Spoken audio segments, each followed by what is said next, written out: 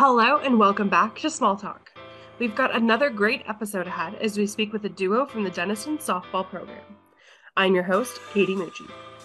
Each week on this show, we highlight the past and present of Division III, with both current and former student athletes joining to talk about their experiences, their favorite on-campus spots, the craziest road trip stories, and more. This week, we're chatting with my NCAA colleague, Ali Spungen, a former Denison softball student athlete, and Clara Wolff, a current member of the squad. The two talk about the DIII family, spring break pranks, their Division III experience, and more. Thanks for joining this week. Now it's time for some small talk.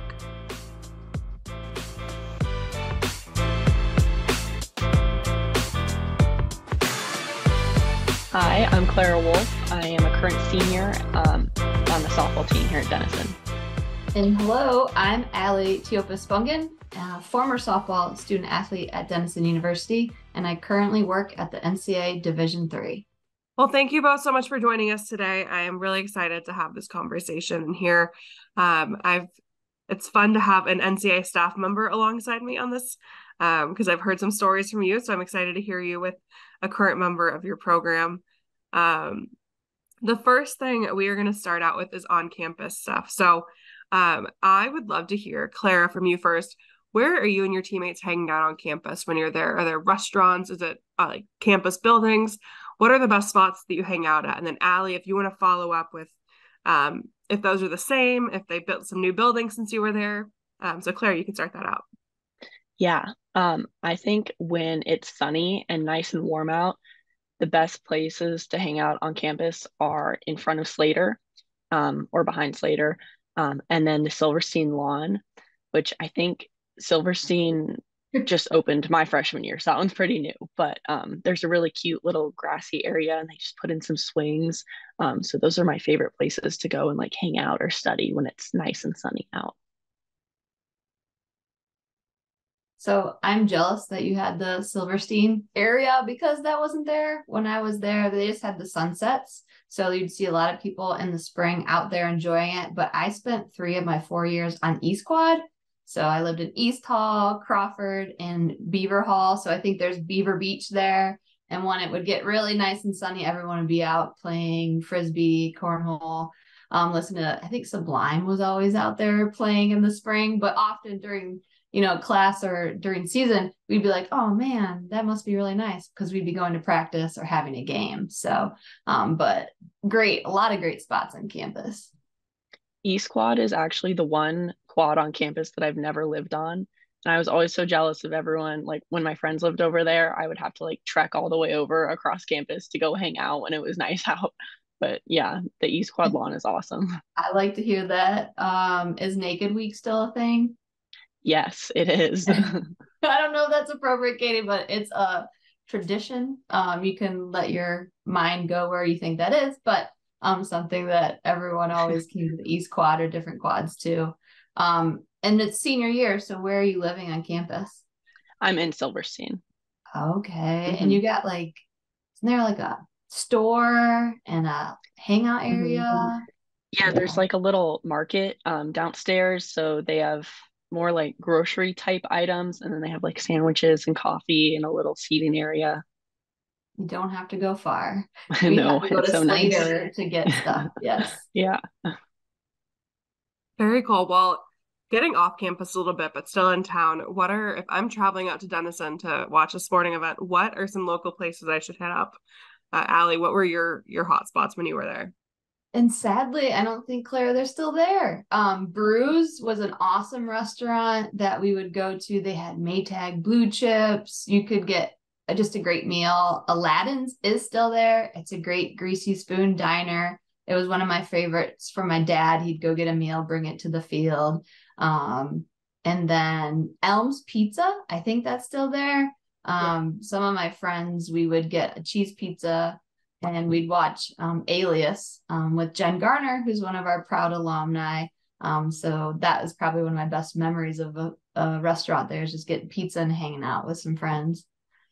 What about you, Clara? That's so cool that you just casually hung out with Jennifer Garner. I didn't get to hang out. We were watching Alias. So okay. I did not. Let me clarify. We were just enjoying her presence on Alias when it was out.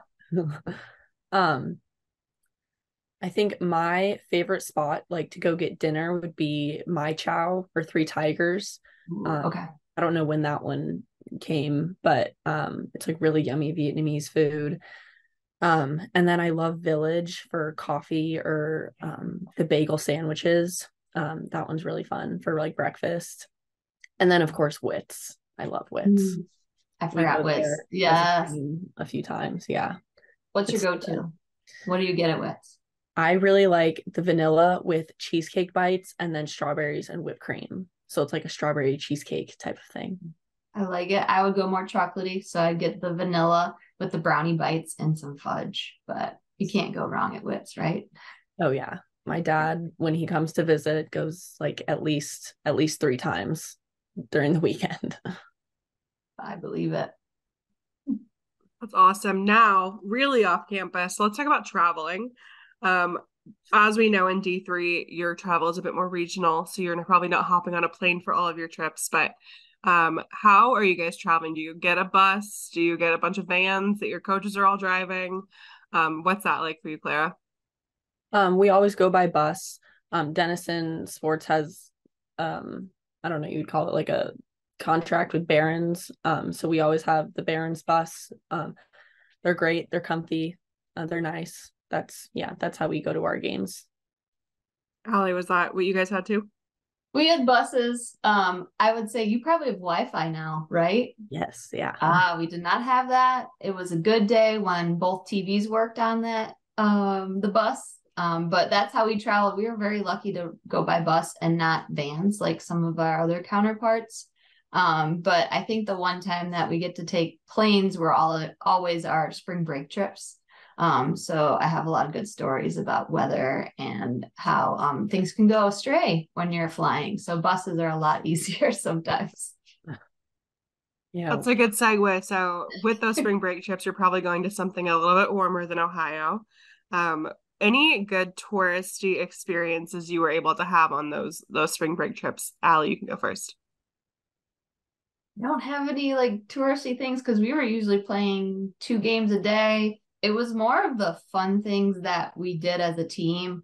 We would dress up as the Under Armour Bandits and all of our Under Armour gear, and we'd go sneak up on one of the other rental houses with our teammates and just come in and either wake them up, maybe take a shoe so they don't have both shoes, maybe a glove to really freak them out.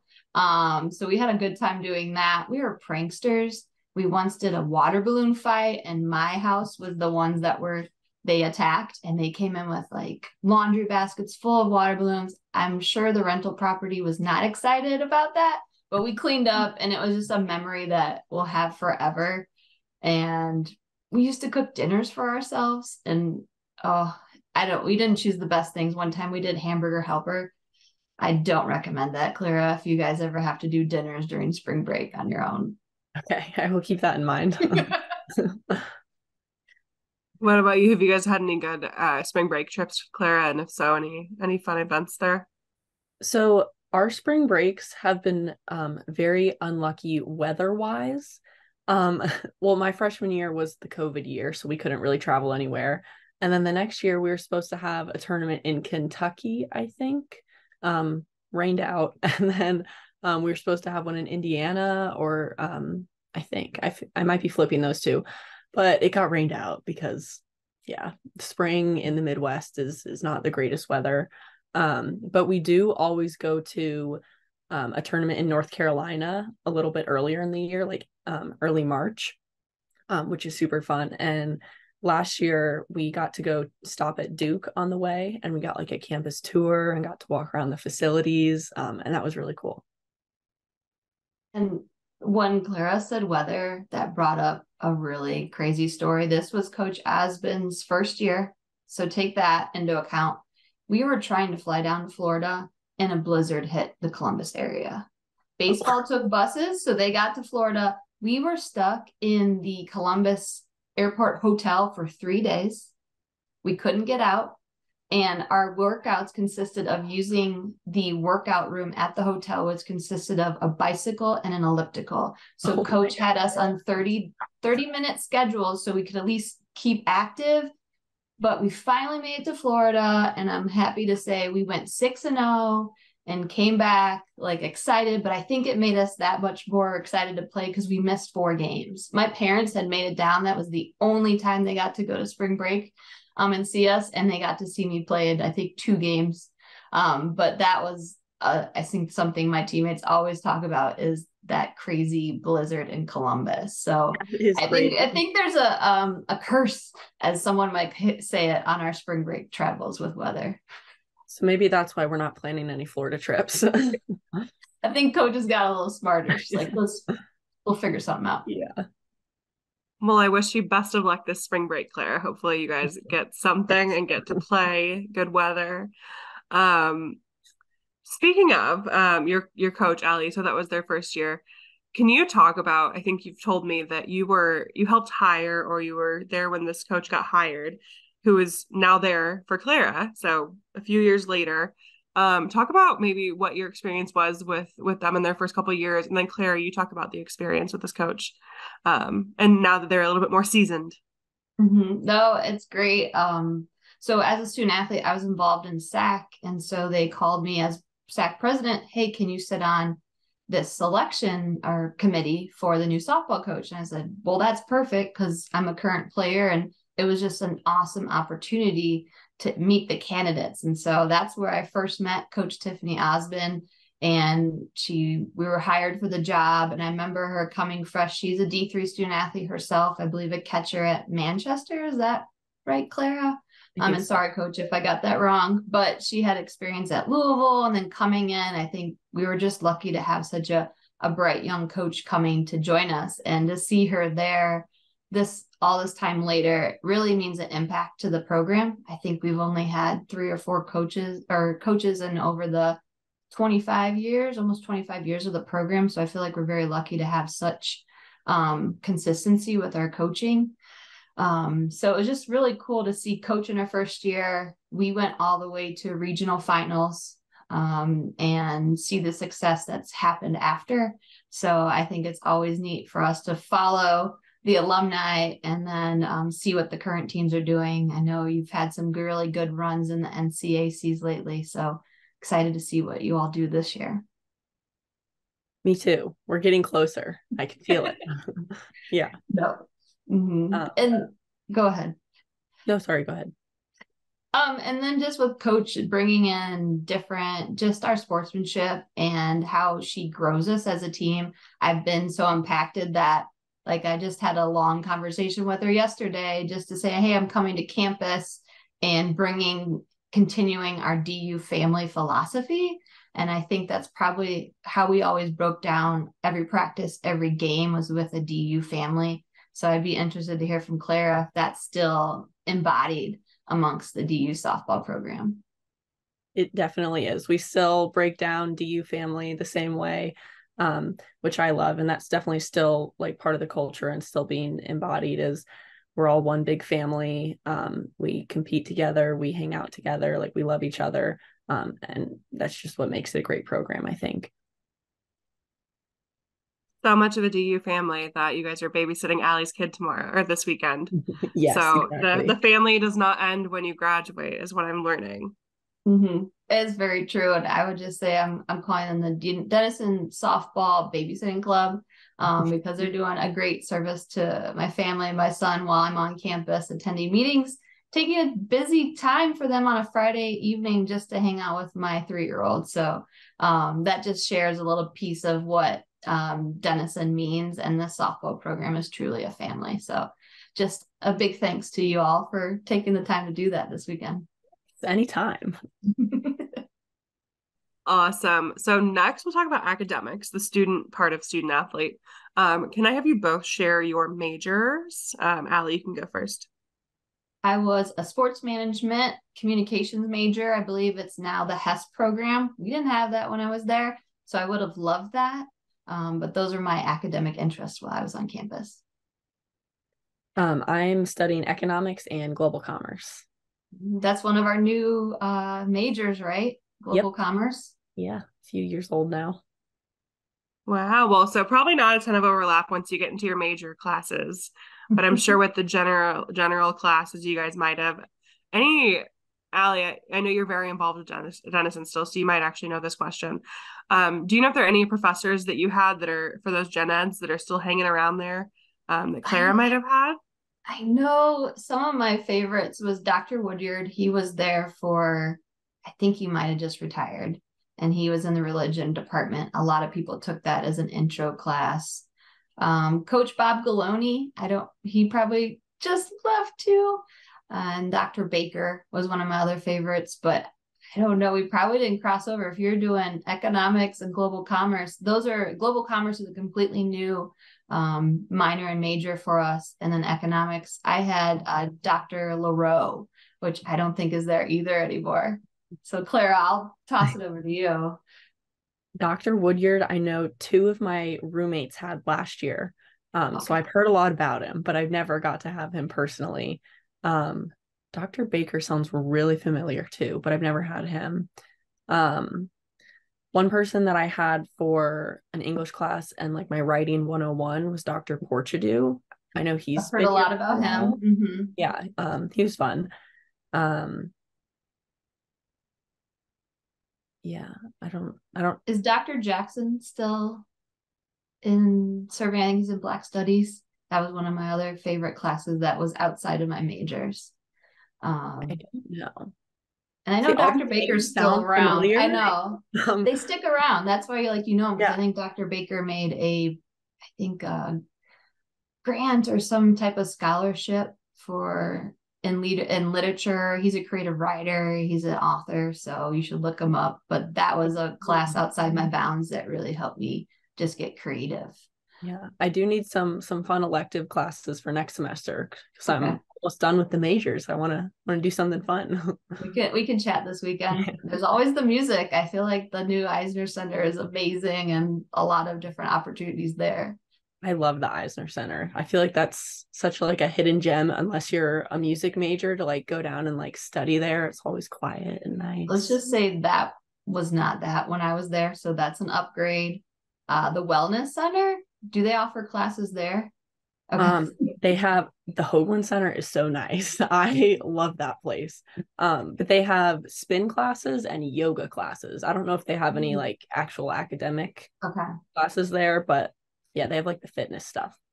So wellness, mental health, that is something that we had it, but not to the extent that I think is offered now. So I think that's something that I'm jealous. I'd love to come walk in your shoes today just to check out the new areas on campus. You definitely have to walk through the Hoagland Center. I just think that's like the coolest place ever. I'll put it on my list for this weekend. Awesome. Well, now we're going to let you guys, you've been reminiscing a bit, but we'll let you do a little bit more. I want to hear, and Ali, you shared some fun stories already, but I want to hear the funniest or craziest, but appropriate story that you have from your playing time. Clara, I'll let you start this one. So this actually relates to something that Ali mentioned earlier, but my freshman year, this was during preseason. So like it was still kind of chilly. It was February and we were practicing outside on deeds. And I did not know what Naked Week was, like had never heard of it yet. And then all of a sudden we're just doing our throwing progression. We're playing catch. And this group of students is walking towards us, like covered in paint, like wearing t-shirts and robes and stuff. And we're like, oh, what's going on? And it turns out to be the Naked Week group for that night. And they went over to our coach and they were like, hey, do you mind if we just like run through really quick across the field? He's like, okay, go ahead. And so as we were just casually playing catch, Naked Week ran right through our practice, streak deeds. And there's actually a picture on their Instagram, I think, of afterwards, and you can see us in the background like catching softballs. That was my first exposure to Naked Week. Yep, sounds like campus. No, you're just doing your thing, playing softball. Yeah. Yep. Mm-hmm. Ooh, I don't know. I had a bunch of pranksters, so we had a lot of funny stories. I think it's not funny, but now that on campus, you remember the old fence that was blue? Like lined blue. we all had to put all those plastic slats in the fence. So you weave them. So when we had free time, we'd go down to the field and help put in slats. And if you mention the word slats to any of my teammates, they will probably cringe. They'll then laugh and then probably have tears of joy that we finished it. But we all have marks on our hands, like from that experience. So I would say it was hard labor, but we laugh about it to this day because we did that. But then now you have a new field, which is amazing. And the slats are gone. So, they served their purpose at that time. But that was just, we'd put some music on and just hang out. And it was kind of a bonding experience. But yeah, it was an experience to say the least. That is some very unique team bonding. Was that the fences that lined like the bullpens? Mm-hmm. Yes. Especially where people used to hit into the fence and it was all mangled. Oh yeah. That was probably our hardest parts.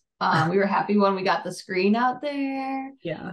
But I'd say that. And we were just jokesters. We all had like nicknames. Like I was T.O., which is kind of confused with what everyone calls Coach Osmond.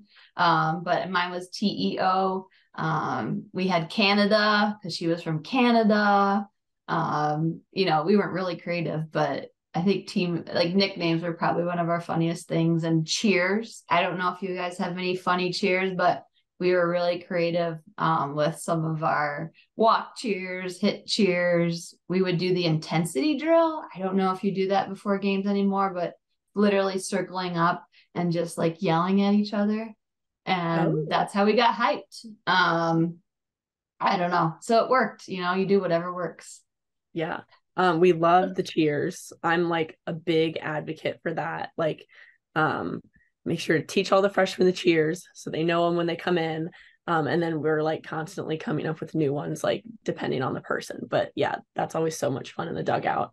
The intensity warm up though, that sounds kind of fun. I've never done that. I don't know if we have like a video of it, but if I can find it, I'll definitely share it with you. Yeah, I feel like we would like that. Awesome. So those are fun or crazy memories or not so fun memories because manual labor is not my favorite. But what are some maybe favorite memories? So things that, you hold dear to your heart years later or still in the thick of it. Ali, you can start. Well, mine, I think, is just extremely special. So this was Coach's first year. We made it my senior year. We made it all the way to regional finals, like I mentioned. I played against actually somebody I'd played summer ball with. We ended up losing to Muskegon, and like I was literally in third base with 2 outs. Like I run over it, and every time I see Coach, I'm like, should I have gone? She's like, no, you made the right decision. But it's such a vivid memory because it was graduation, and my team as seniors, we came together and said we want to go as far as we can, and we'll sacrifice senior week because we wanted to win. We loved winning. And we wanted to just see how far we could go. So we ordered a bus to Rowan, probably the furthest of the 500 miles we could get from Ohio, which is New Jersey. And we came through and we won all the way out. And Muskegon had to beat us twice to go on to the World Series. But by missing graduation, my parents were back in Ohio with all my roommates. This was before FaceTime, so they just passed the phone around as they were all enjoying dinner as we're in New Jersey winning, hopefully to come back with a trophy. But what happened is we missed graduation, but the Denison athletic staff and Denison kept up the graduation stage. President Noble was the president then, and the 6 of us had a super special graduation. The athletic staff lined up as a tunnel, walked us through, our families were there, and it was just the epitome of a D3 experience of how special it was. And I can say I was the last to graduate from the class of 2008 at Denison, and all of our teammates were there, our families, and I get chills today talking about it because I just think it was so special of an experience and how to graduate. That's awesome. That's so sweet.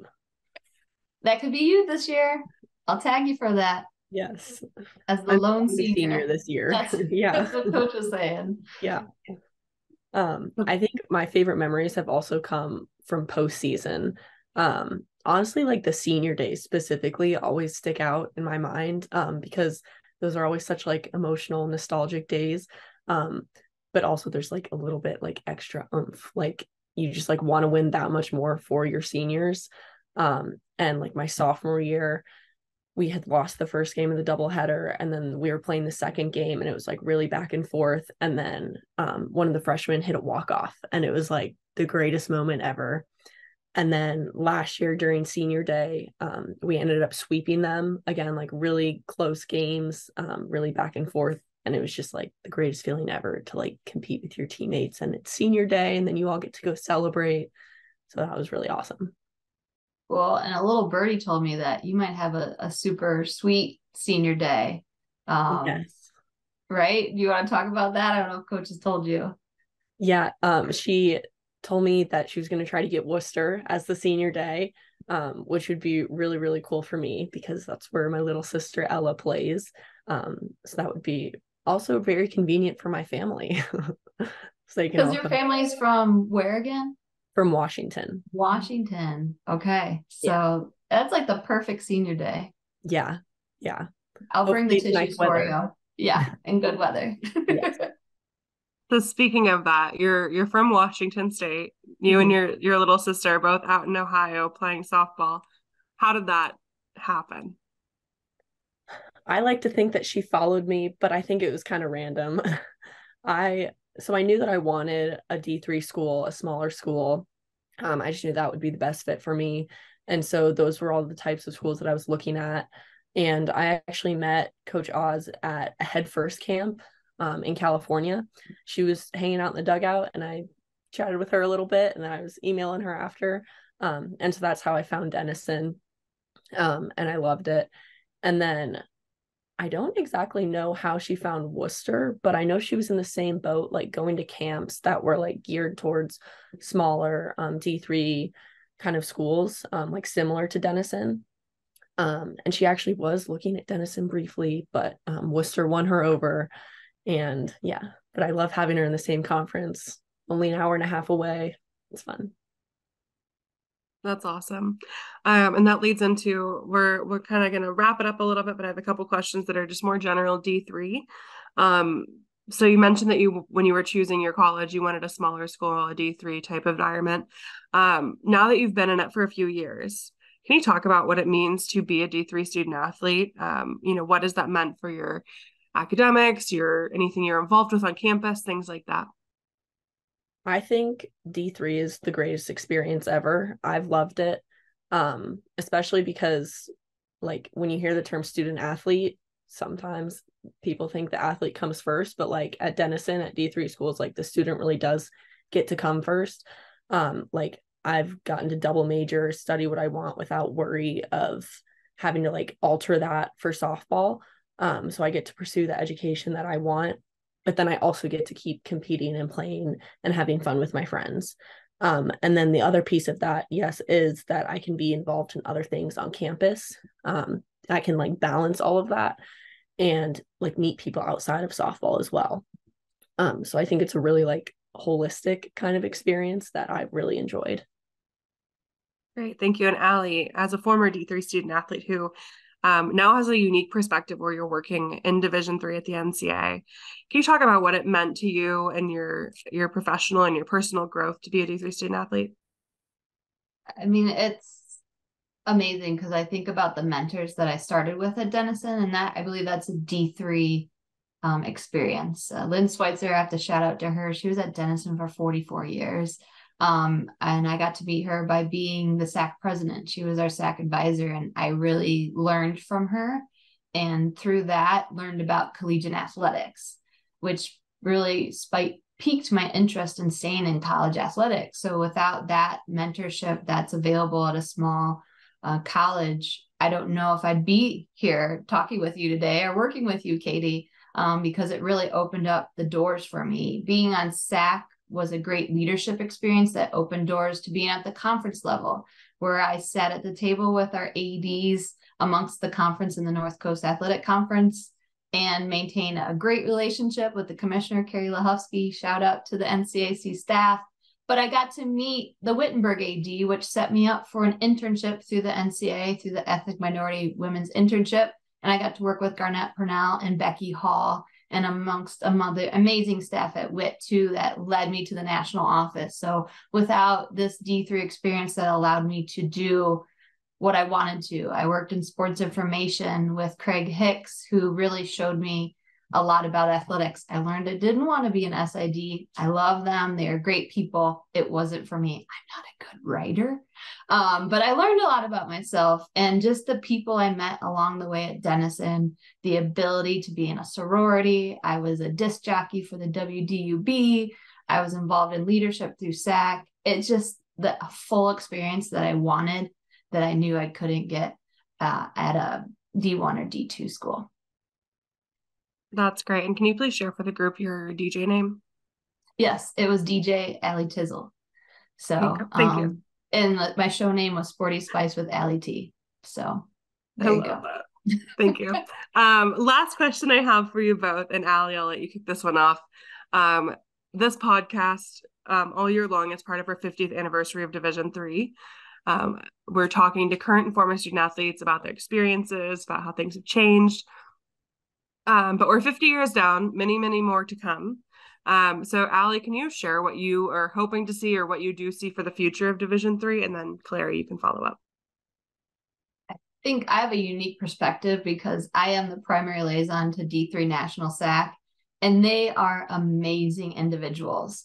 And hearing what they're doing post-student athlete experience, life after sport, is amazing. And I think that reiterates the effectiveness and experience and passion that D3 student athletes have. They play for the love of the game. So I think in 50 years, we're still going to be the biggest division in the NCAA because of our opportunities that have provided, the academics, and just the ability to play a sport that you love for 4 more years, maybe 5, and then to go out there and do your professional dreams and really achieve the thing. So I think the ability to grow Division III, put the effort and the just the abilities to have that experience. I don't know what's next. I live it. I'm trying to always look around the corner, but I think just keeping this a pure experience for our D3 student athletes for the love of the game is essential. So I just hope we can maintain that in the experience that it provides to our student athletes and families. Yes, I agree with that completely. I think D3 is going to keep growing. I feel like it's going to get a lot more popular among students. I feel like sometimes there's kind of a stigma around playing a D3 sport. People are like, oh no, D1 or nothing. But I feel like people are going to start to realize D3 is kind of a really great situation if you want to keep playing and keep competing, because it's still competitive and it's still hard work, but you get to do a bunch of other things as well for the love of the game. And so, yeah, I think it's going to keep growing and become a lot more popular for people. Great. Well, thank you two so much for joining me today. I've had the best time talking to you. Hopefully you have a great babysitting experience this weekend. All goes well. I know Evan is going to have so much fun with all of them, I'm sure. So thank you guys so much for joining me today. Thank you. Thank you, Katie. And go Big Red. Yeah. To everyone listening, thanks for tuning into this episode of Small Talk. We post new episodes every Thursday. To follow along with everything Division III, you can find us on social media at NCAA D3 or NCAA DIII. Make sure to join the conversation with us all year long by using the hashtag DIII50. Have a great day, and we'll see you for some more Small Talk next week.